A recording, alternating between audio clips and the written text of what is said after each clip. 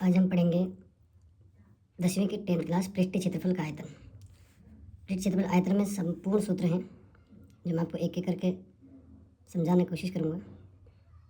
घनाभ, ये आपका घनाभ है, ये लंबाई L, B चौड़ाई, H ऊंचाई।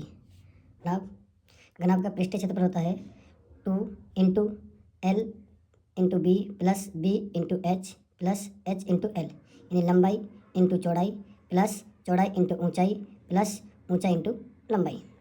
घनाभ का आयतन का फॉर्मूला होता है लंबाई इंटू चौड़ाई इंटू ऊंचाई।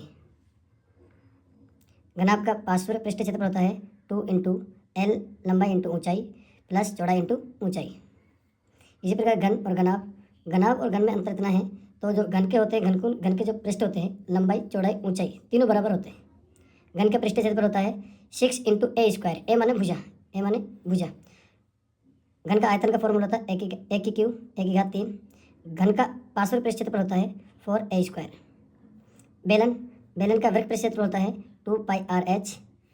बेलन का संपूर्ण पृष्ठीय क्षेत्रफल होता है 2πr/h प्लस 2πr स्क्वायर। बेलन का आयतन होता है πr²h। शंकु का वृत्त पृष्ठीय क्षेत्रफल होता है πrl।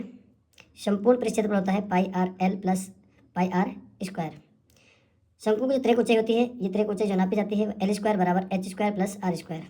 अर्धगोला यानी आधा, गोले का आधा, अर्धगोले का पृष्ठीय क्षेत्रफल होता है 2πr²। आयतन का फॉर्मूला होता है 2/3πr² और गोला यानी वृत्त, गोले का पृष्ठीय क्षेत्रफल होता है 4πr² और आयतन का होता है 4/3πr³। ये आपके पृष्ठीय क्षेत्रफल के आयतन हैं।